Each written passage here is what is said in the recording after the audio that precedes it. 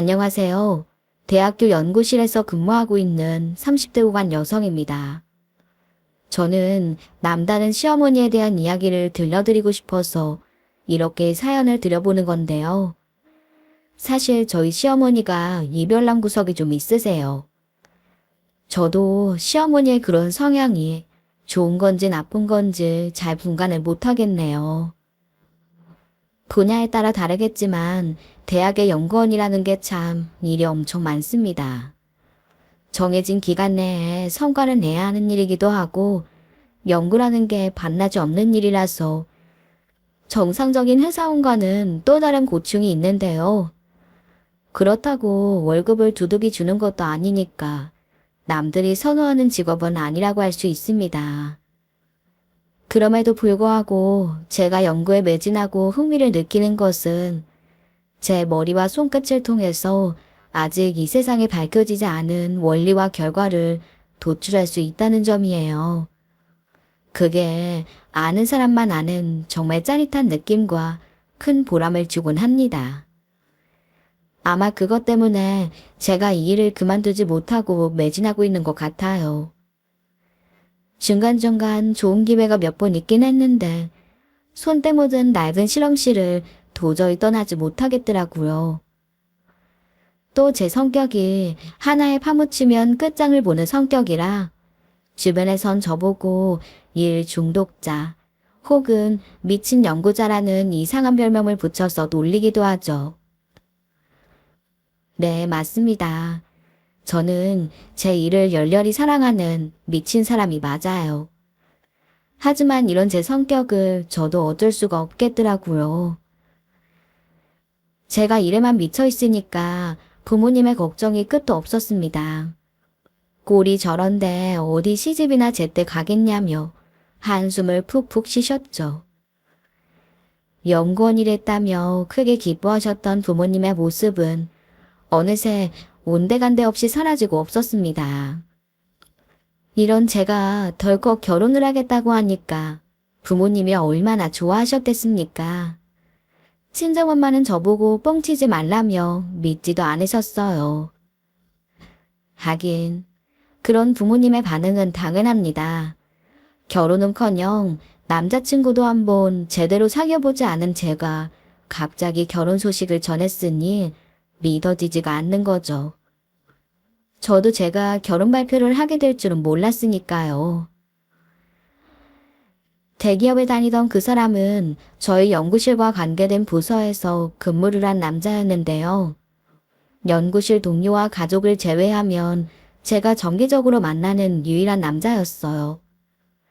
그러다 보니까 정이 확 들었나 봅니다. 처음엔 커피 한 잔, 그 다음엔 밥 한 번, 또 그 다음엔 영화 한 편. 그리고 정신을 차려보니까 전 그 남자의 팔짱을 끼고 식장에 서 있더라고요. 늦게 배운 도둑질이 무섭다고 하던가요? 우린 굵고 짧은 연애를 끝내고 그냥 살림을 차리기로 결심한 겁니다. 이를 사랑했던 저로서 나름 파격적인 선택이었지만 그래도 후회는 없었어요. 남편은 제 일을 누구보다도 잘 이해해줬고 만약 제가 결혼을 해야 한다면 남편만한 남자가 없다고 판단했거든요. 그리고 실제로도 제 판단은 옳았다는 게 증명이 됐죠. 남편은 일을 사랑하는 저를 전폭적으로 지지해 주었습니다. 항상 시간에 치이는 제게 집안 살림이나 행사 같은 걸 강요하지 않았네요. 그저 한 발자국 떨어져서 묵묵히 응원해주는 남편이었어요. 그런 남편 덕분에 전 그 어떤 스트레스를 받지 않고 연구에 몰두할 수 있었습니다. 노곤한 몸을 이끌고 집에 들어가면 절 반기는 사람이 있다는 것도 참 행복했고요. 그리고 시어머니 또한 아주 쿨하고 시원시원한 성격을 가진 멋진 분이셨어요. 내가 모임에 나가서 우리 며느리 자랑을 얼마나 했는지 몰라. 우리 며느리가 그 유명한 대학에서 연구하는 연구원이라니까 다들 똑똑한 며느리 뒀다고 너무 부러워하더라. 내가 그래서 그날 목에 힘 좀 줬지 뭐니? 오, 정말요? 그런데 어머니, 며느리가 외국 잡지에 나왔다는 것도 자랑하셨어요? 그거 정말 대단한 건데. 아유, 그걸 까먹었네. 맞다. 우리 며느리가 아주 유명한 잡지에 실렸었지? 아유, 이 돌머리. 그걸 쏙 빼먹었네. 안 되겠다. 내가 이따가 싹 다 전화를 돌려야겠어. 네? 뭘 그렇게까지 해요. 그렇게까지 해야지. 자랑을 하려면 듣는 사람이 배 아파서 쓰러질 때까지 해야 맛있는 거야. 네? 어머니도 참. 며느리를 자랑스러워하는 시어머니. 이거보다 더 좋은 일이 어딨겠어요. 거기에다 어느 정도 재력이 뒷받침이 되었던 시어머니는 제게 수시로 선물을 사주시거나 용돈을 보내주셨죠. 예미애야, 너 발 사이즈가 어떻게 되니? 네, 저 235 신는데요. 근데 발 사이즈는 왜요? 나 지금 백화점인데 너무 예쁜 구두가 있는 거야.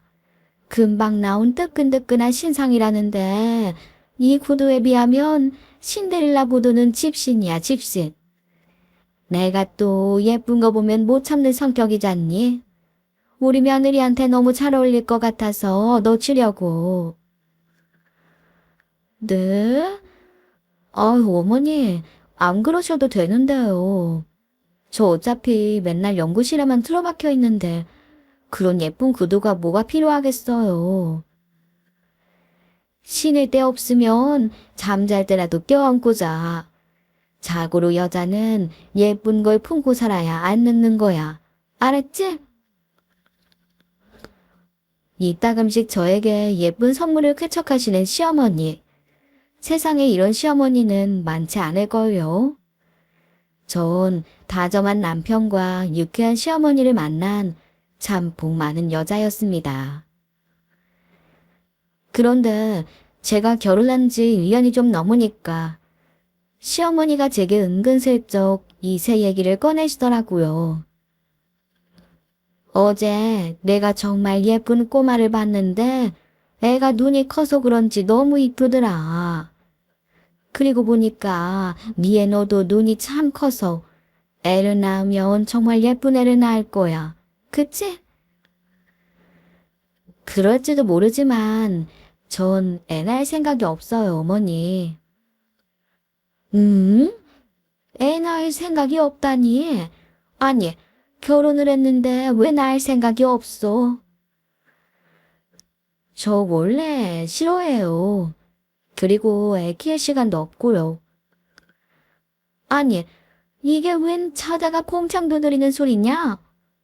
예미애야, 네가 지금 잘 몰라서 하는 말 같은데 아무리 그래도 애 하나쯤은 낳아야지. 너 나중에 외롭다. 저희는 지금이 딱 좋아요. 애 키울 에너지면 우리 두 사람한테 쓰는 게 더 좋죠. 암튼 저희는 그렇게 결정했으니까 혹시 어머니도 괜한 기대하지 마시라고요. 뭐? 아니, 그래도 이건 좀 아닌 것 같은데.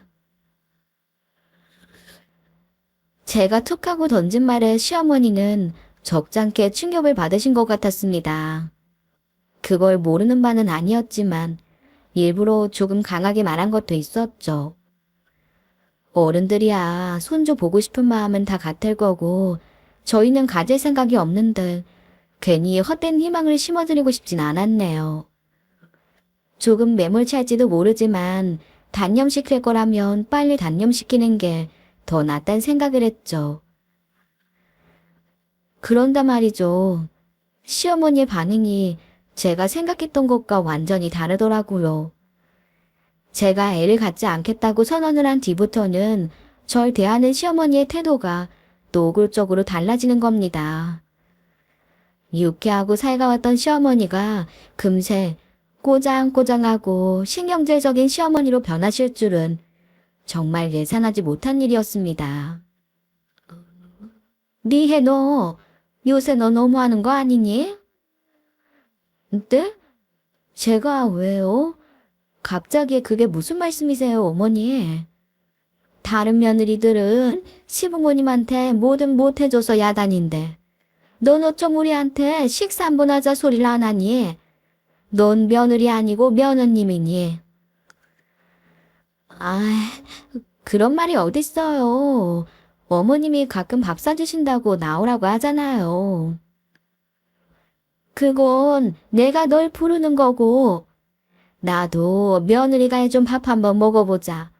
그 정도쯤은 시어머니한테 해줄 수 있는 거 아니니? 네? 아, 뭐 그렇긴 한데 저 요리 잘 못해요, 어머니. 제가 해드린 음식이 입에 맞으실지 모르겠네요. 음식은 정성이 중요하지 맛이 중요하니? 그런 건 걱정 말고 네가 직접 만들어서 내와보기나 해봐. 알겠어요. 그럼 제가 돌아오는 주말에 어머님 아버님 초대해서 음식 좀 만들어 볼게요. 그래. 이건 뭐 엎드려 절받기도 아니고 원. 암튼 그렇게 알고 기다리고 있으마. 시어머니의 눈초리가 왜 차가워졌는지 저도 잘 알고 있었어요. 평소 며느리 입에 맛있는 음식을 못 집어넣어서 안달이던 시어머니가 왜 갑자기 대접을 받으려고 하는지도 잘 알고 있었고요. 이게 다 아이를 낳지 않겠다는 제 일방적인 선언에 불이 나신 겁니다. 시어머니 나름대로 저한테 시비를 하고 계신 거죠. 그렇지만 시어머니의 목리에 제 결정을 바꾸고 싶은 생각은 없었어요.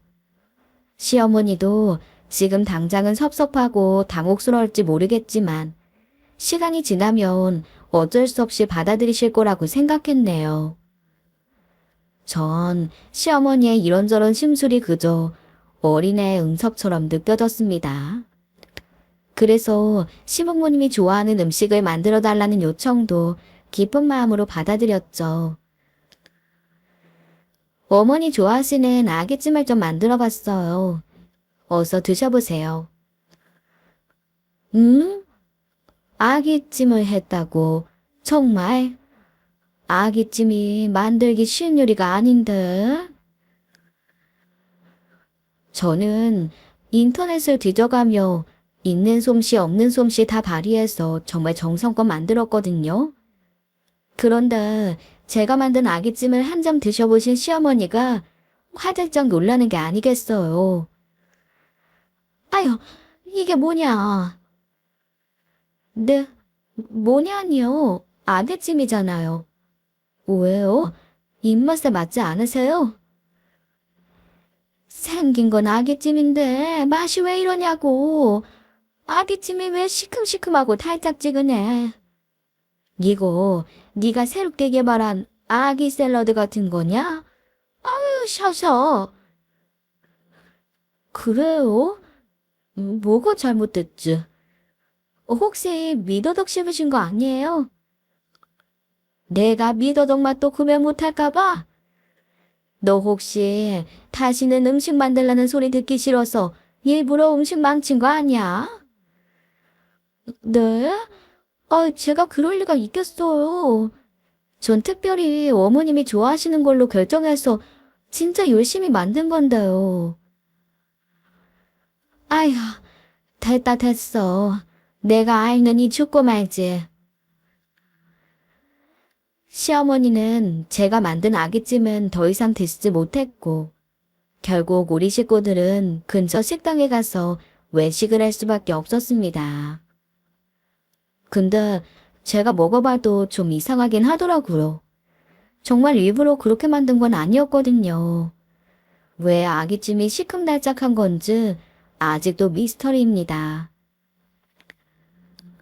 어쨌든 그날 이후로 시어머니는 제게 요리를 해달라는 말씀은 더 이상 하지 않으셨어요.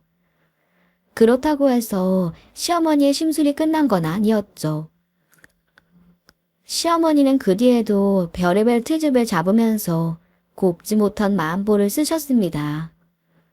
시어머니의 마음을 이해했기 때문에 꼭 참고 견디려고 했는데요. 저도 어느 순간 지치더라고요. 그러다 보니까 시어머니와 말다툼이 일어나기도 했죠. 문득 이래선 안 되겠다는 생각이 들었어요. 전 시어머니와의 좋은 관계를 깨트리고 싶지 않았네요.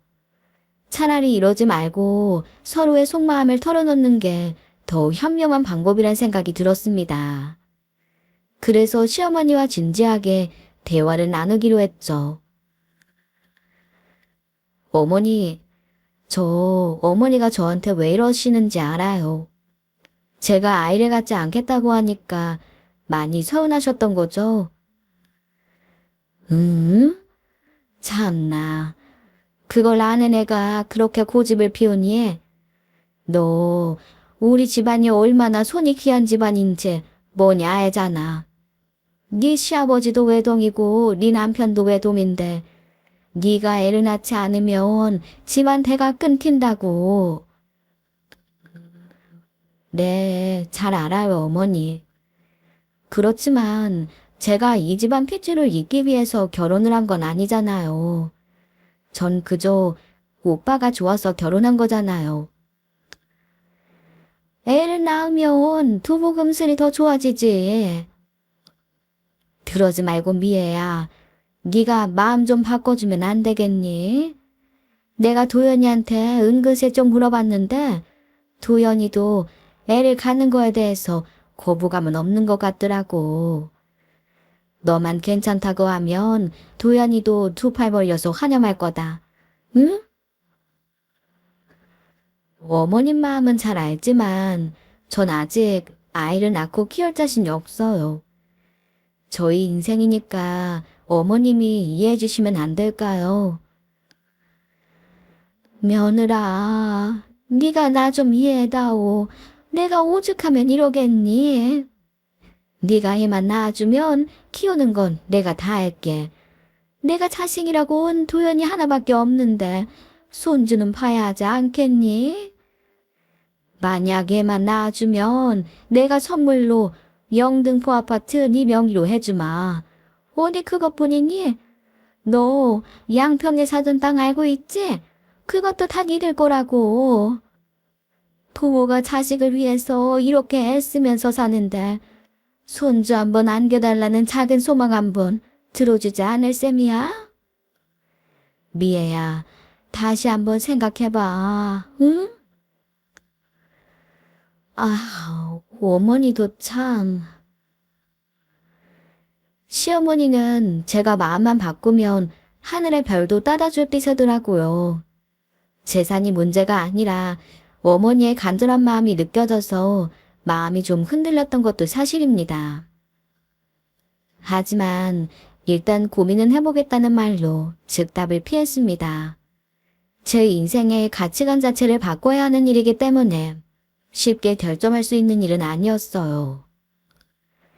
그런데 제가 대학교에서 하던 프로젝트가 거의 끝나갈 무렵 시어머니가 제게 비행기 티켓을 보내주셨더라고요. 프랑스 파리로 향하는 비행기였는데요. 전 이게 무슨 일인가 싶어서 시어머님께 물어봤죠. 어머니, 저한테 보내주신 게 뭐예요?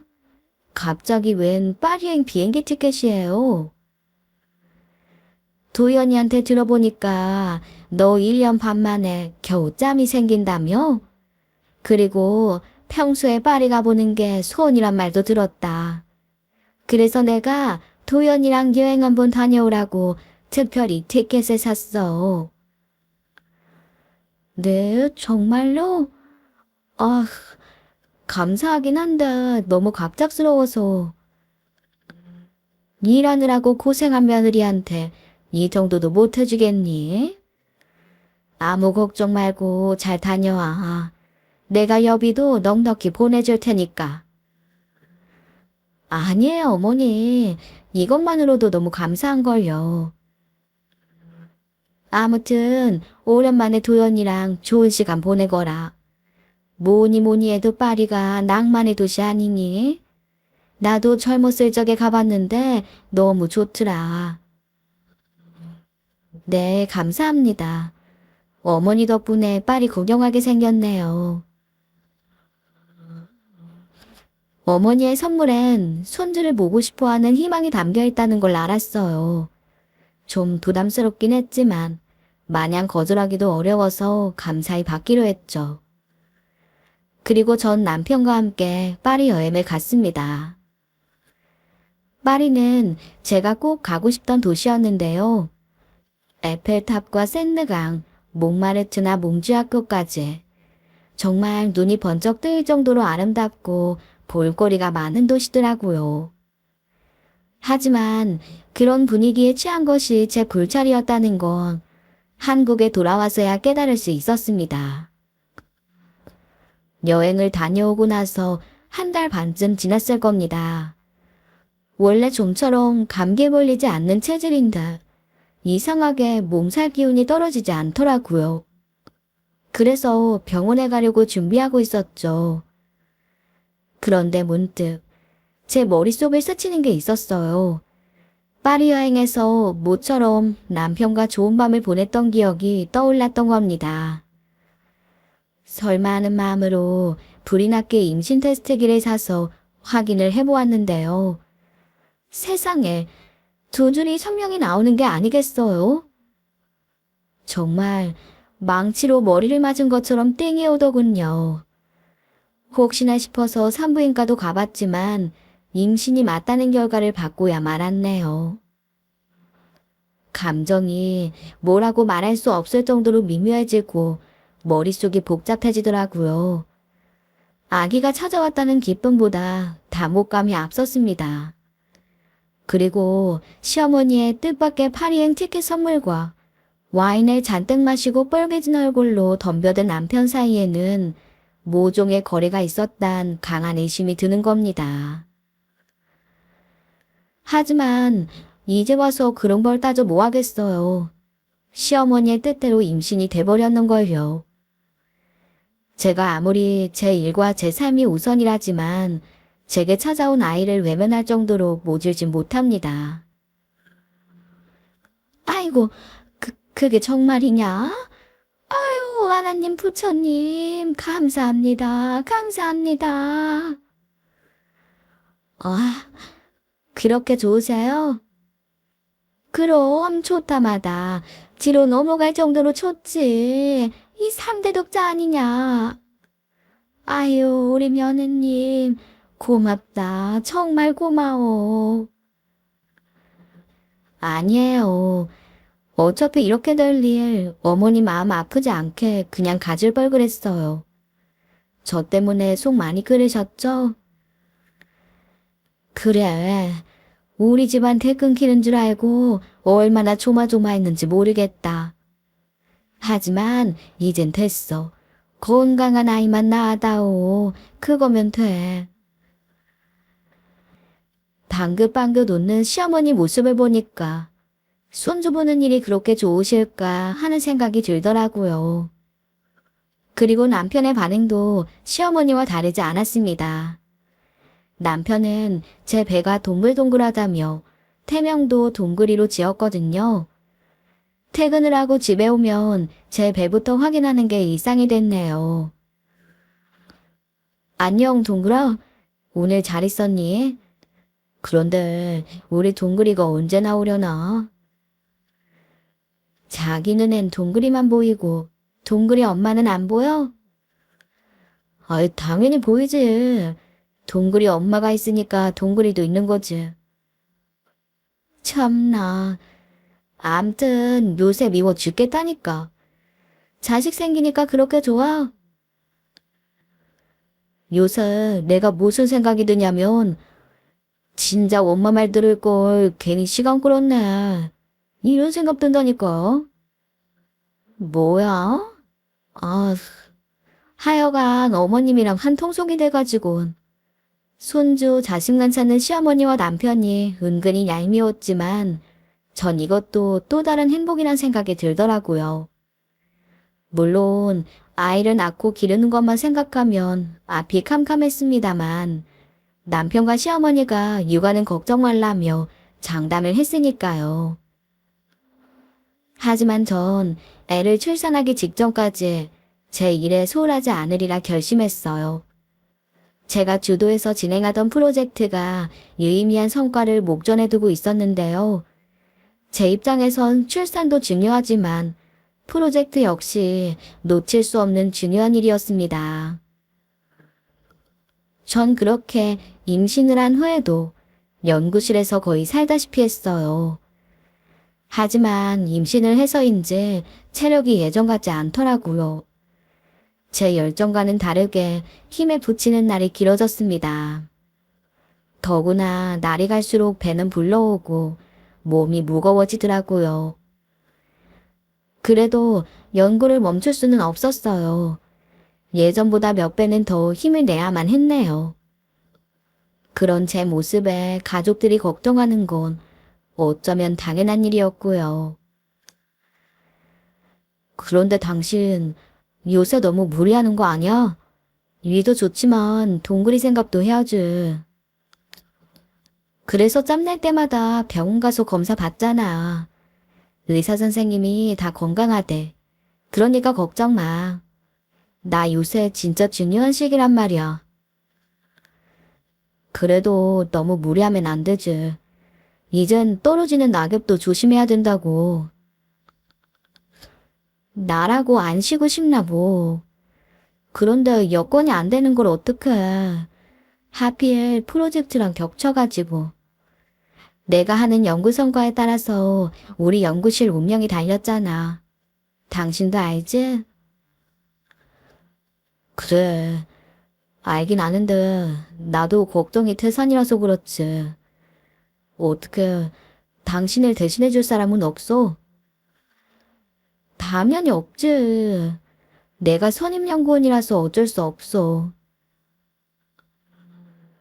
밤낮 없이 일하는 저를 걱정하는 건 남편뿐만이 아니었죠. 얘 미애야. 너 요새 너무 과로한다던데 산모가 그럼 안 되는 거 아니니? 적당히 조절하고 있어요. 너무 걱정 마세요, 어머니. 도연이 얘기 들어보니까 너 하루에 잠을 겨우 5시간밖에 못 잔다던데 그게 사실이니? 임신하기 전에도 그 정도 잤어요. 이제 습관돼서 괜찮아요. 다른 건 몰라도 사람이 잠은 제대로 자야 하는데 너 이제 곧 산 딸인데 육아휴직 같은 거 내야 되는 거 아니야? 육아휴직이요? 대학 연구실에 그런 게 어딨어요. 저 애기 낳을 때 앞뒤로 며칠씩만 쉬면 돼요. 제가 상황이 그래요, 어머니. 뭐야?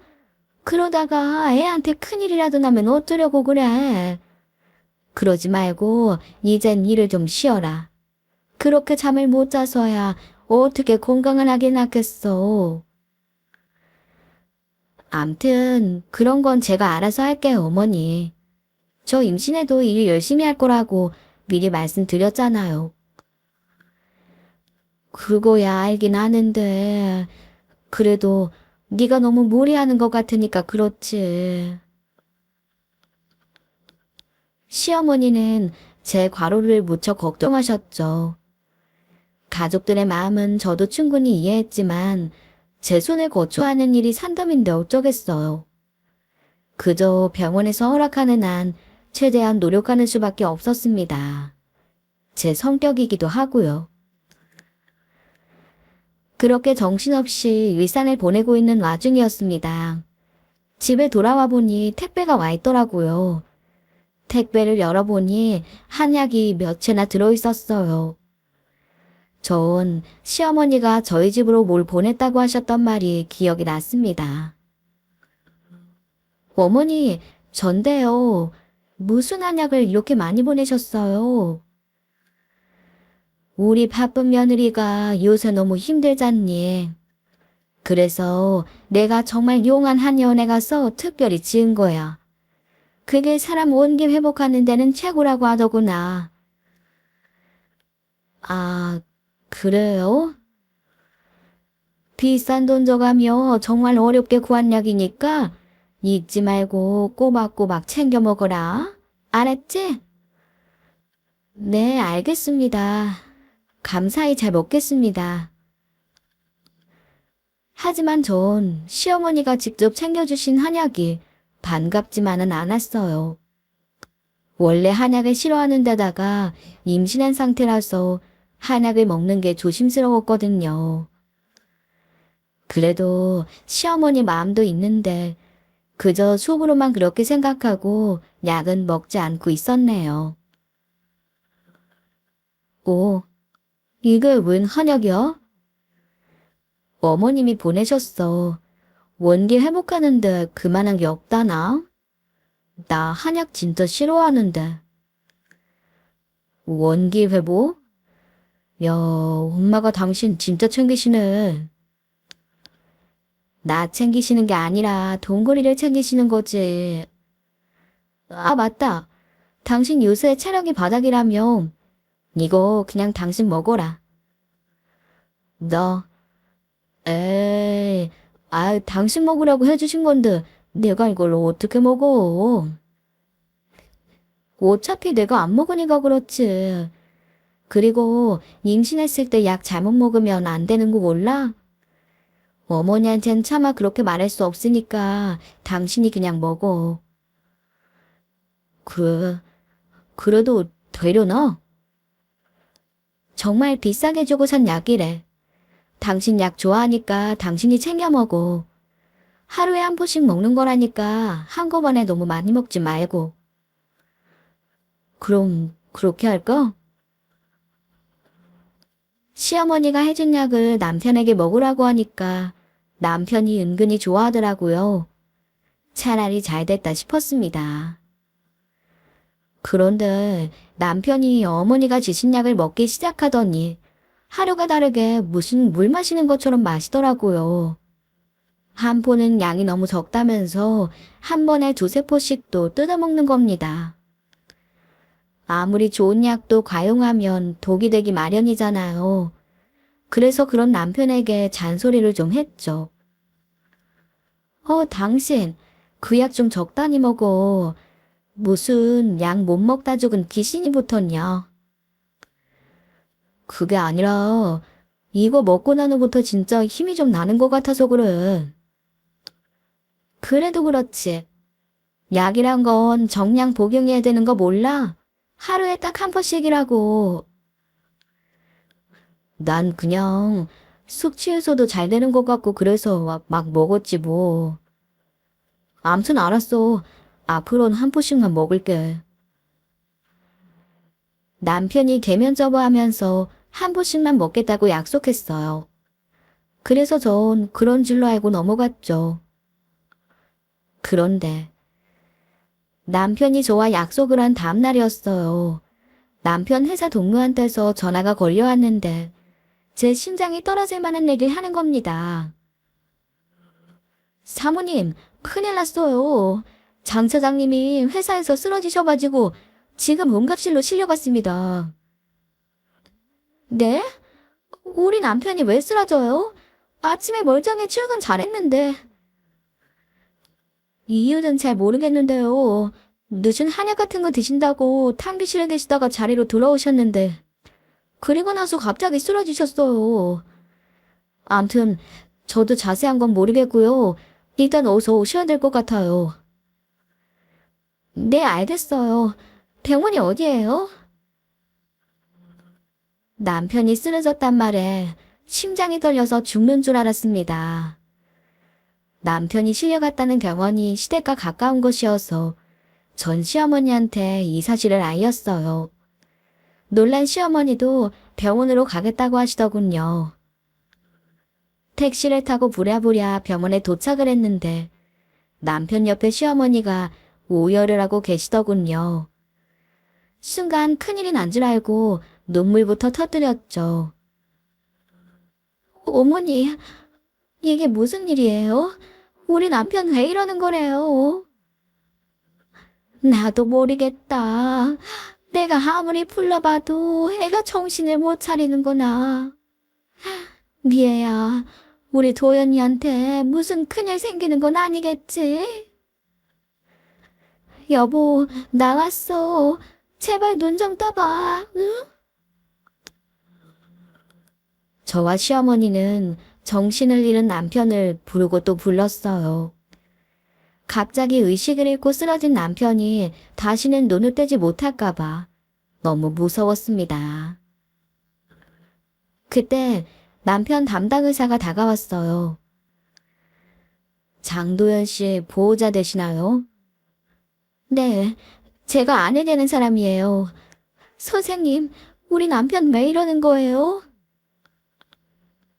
그렇잖아도 여러모로 검사를 해봤는데 심장이나 머리 쪽은 이상이 없고 아무래도 증상은 약물 중독이랑 비슷한데 혹시 남편분께서 약물 중독이 있으신가요? 약물이요? 그럴 리가요. 우리 남편은 담배도 안 피우는 사람인데요. 한약 말고는 먹는 약도 없어요. 한약이요? 어떤 약인데요? 혹시 환자분이 먹어서는 안 되는 약제가 있을 수도 있거든요. 그러니까 그게 시어머니가 지어주신 약인데 어머니, 저한테 주신 약이 무슨 약이에요? 응? 내가 너한테 해준 약을 혹시 도연이가 먹었니? 네, 제가 약을 잘 못 먹으니까 도연 씨가 대신 먹었어요. 약재 이 사람이랑 안 맞는 게 있는 거 아니에요? 어머니, 한약에 무슨 약재 들어있는지 아세요? 그러자 시어머니가 또다시 오열을 하더니 침대에 누워있는 남편을 막 흔드는 게 아니겠습니까? 아유, 미련한 놈아. 아니, 그걸 왜 네가 먹어? 그러니까 이사달이 났지. 네? 어머니, 그게 무슨 말씀이세요? 그걸 왜 이 사람이 먹으면 안 되는데요? 아니, 그게... 아유, 내가 미친이지. 내가 미친이야. 시어머니는 속이 터져 죽겠다는 듯 당신의 가슴을 쾅쾅 치시더라고요. 빨리 말씀해 보세요. 이 사람이 먹은 게 뭔 줄 알아야 의사 선생님이 치료를 하죠. 그러니까 그게 실은 몸에 좋은 약재랑 같이 잠이 잘 오게 만드는 약재가 잔뜩 들어간 한약인데 잠이 잘 오게 하는 약이요?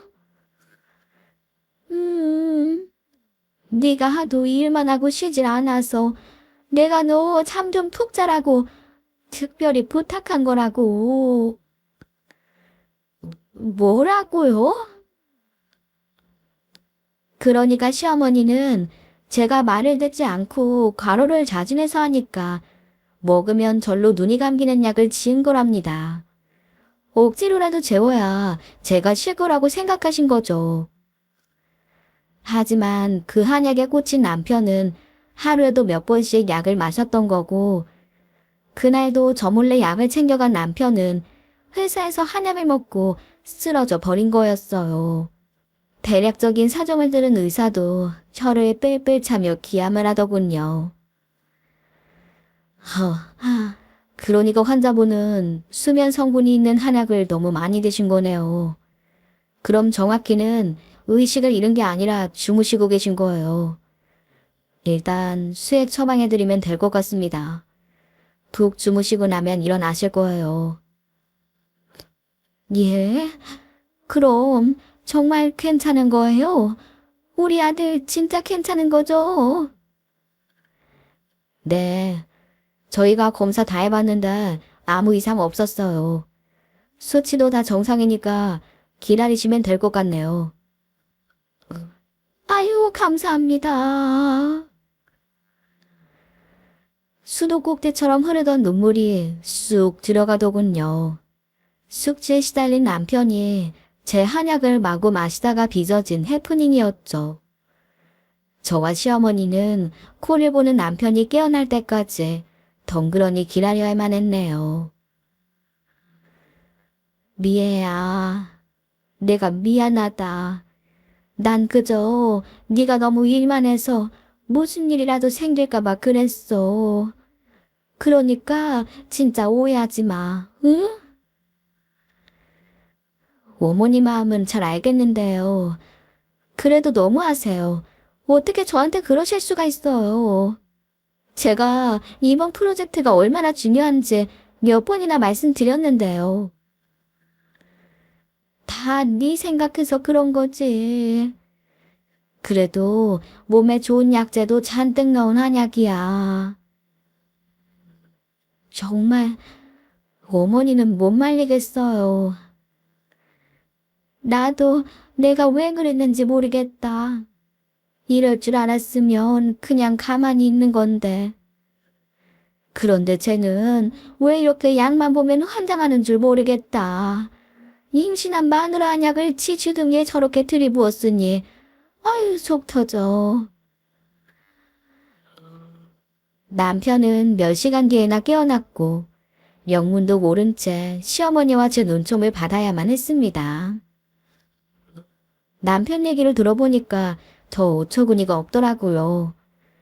그 전날 과음한 남편은 저 몰래 한약을 챙겨서 회사로 가지고 갔고 점심을 먹자마자 한약을 4포나 뜯어서 벌컥벌컥 마셨다는 겁니다. 그리고 얼마 후에 쓰러지듯 잠이 들어버린 거였어요. 놀란 회사 동료들은 남편에게 큰일이라도 난 줄 알고 119에 신고를 한 거였고요. 제게 그런 약을 지어준 시어머니나 원기 회복에 눈이 뒤집혀서 약을 과용한 남편이나 정말 대단합니다. 화도 나고 황당하기도 했지만 시어머니의 마음을 생각해보면 이해가 아예 안 가지는 않더군요. 결국 전 그런 시어머니의 마음을 헤아려서 제 계획보다 훨씬 빨리 출산 준비에 들어갔고 건강한 아들을 무사히 출산했네요. 지금도 가끔 시어머니의 과한 사랑과 관심 때문에 곤란할 때가 있지만요. 그래도 각을 세우는 고부간보다는 훨씬 낫다고 생각해요. 저희 시어머니 참 이별나시죠? 사실 이 사건 말고도 할 말이 많지만 이쯤에서 멈추겠습니다. 여러분들은 독특한 저희 시어머니에 대해서 어떻게 생각하시는지 궁금하네요. 오늘의 썰맘 사연에 여러분의 소중한 댓글 기다리면서 구독, 좋아요, 고민은 물론 알람 설정도 부탁드립니다. 그럼 오늘도 함께 읽어주셔서 감사합니다.